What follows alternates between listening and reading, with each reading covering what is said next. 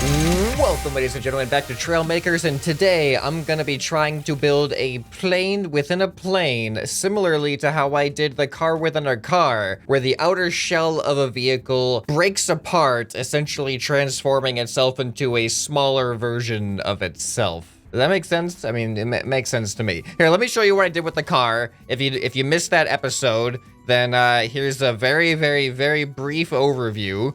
And if you want to see the full episode, then definitely go ahead and check it out. I'll leave a link in the description if I remember. So we get your big car here, and then when you press the button, it turns into a small car. And it's awesome. I love it. Works super, super well as a car. Let's hope we can pull off similar results with a plane. And if we can't, then at least we got some crashes to look forward to or something. I don't know. Okay, the first step of building a big plane that destroys itself into a smaller plane is to start with the smaller plane that actually works. Once we build the small plane and get it working, then we can try to somehow build a bigger plane around that, hopefully without losing any functionality and still being able to fly and detach successfully. Well, here goes nothing.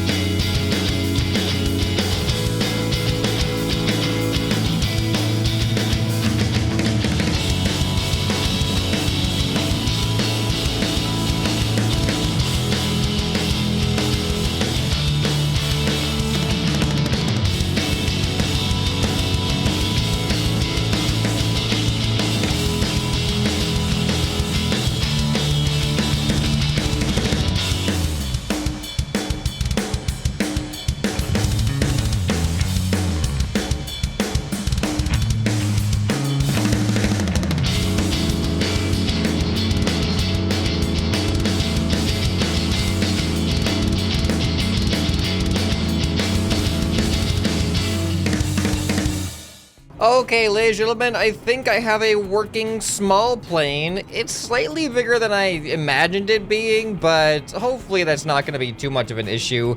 It's a lot harder to make functional planes than I always expect it to be, and this one was no exception, so I can't imagine that it's going to be much better. Oh, interesting landing.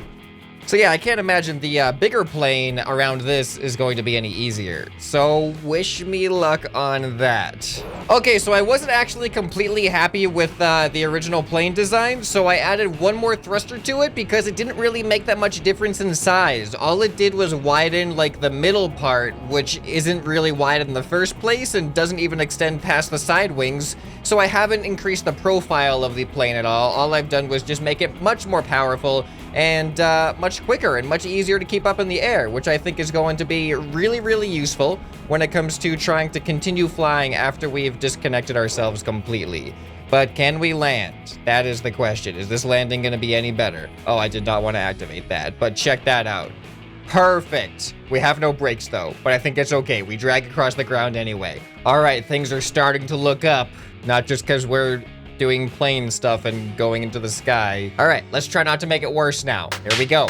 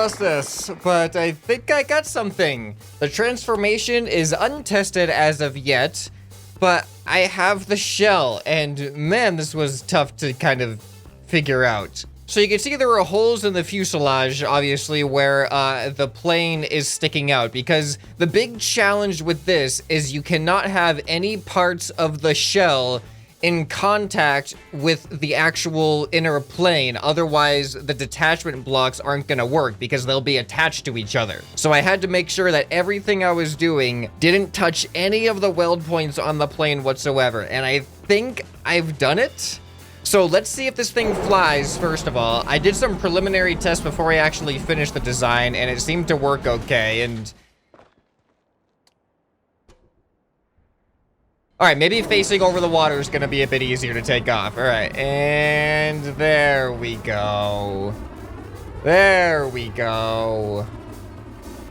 Alright, this plane actually flies pretty well. I gotta be honest, I'm surprised at how well it flies. I was like, there's no way I'm gonna be able to make a good aerodynamic plane. Oh, and you can see I modified the landing gear in the front to be a little bit longer, but they're on pistons, so when I press control, it shortens down, so that way, not only does the landing gear retract for the big plane, but there's still the small plane landing gear, so they'll be small for when we actually transform into our small plane. And oh, that's the ground, holy cow. And by ground, I mean water.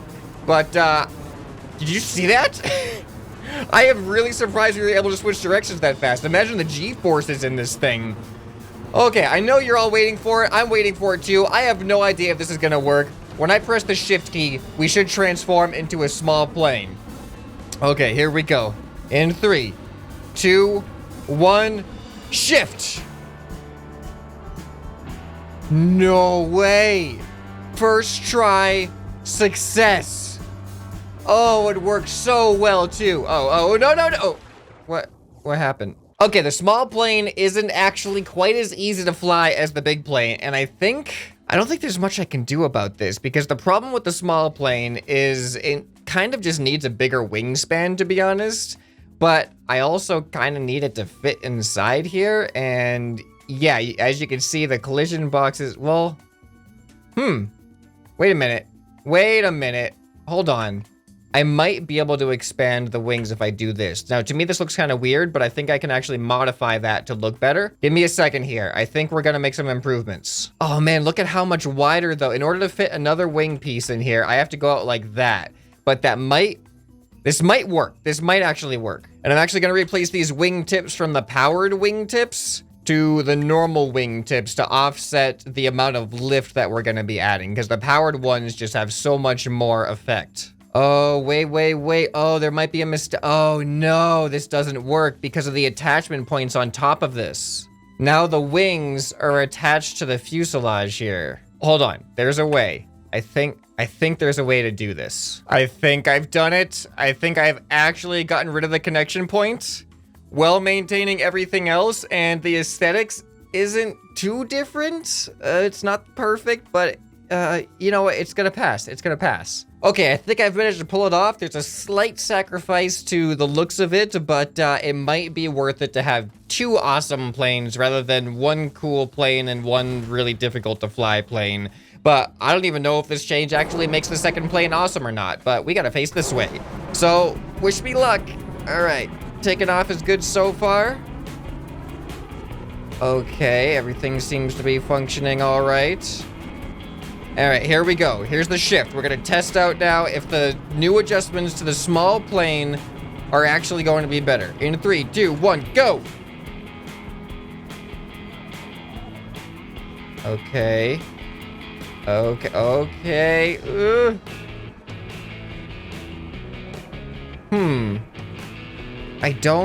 don't know. Oh, I forgot about the landing gear. The landing gear might be affecting things a little bit. Oh boy. I don't know how I feel about it yet. It flies. Obviously, as you can see, it flies. You're not feeling the control input that I'm feeling, though. Oh, man. I should have realized that I wanted the smaller plane to be better before I built the bigger plane around it. Because now, any adjustments that I want to make, they have to go into the big plane. Because I think one of the issues right now, is that the plane should probably be longer than it is. The small plane.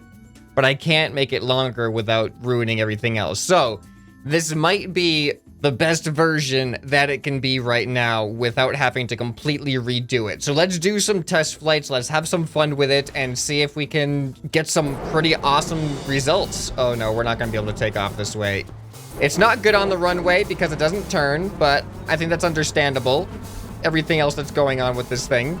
Oh, do you think, what if we can fly this thing through a hoop of fire and then transform as the flames, like, burst? There we go. That was easy. And then we can fly through the next hoop of fire. Maybe. Oh, this one's so much harder to control. Why are you so much harder to control? Ooh. You know what? I'm gonna put powered tail fins. Because right now I'm having issues with my stabilization going straight and my pitch a little bit. We may not be able to change the size of the small plane, but we can switch out parts for similar sized parts. So let's do that. So a fun fact here, these shields on the top are actually because we have wings here sticking out and I couldn't place anything in these slots, obviously, so I had to cover it with the shield pieces. All right, tail fins have been modified. Let's see if this one flies any better. I'm just gonna transform right away. Oh, I love that. Oh, put the landing gear up. Ugh. All right, so far, it's definitely going straighter, a lot easier.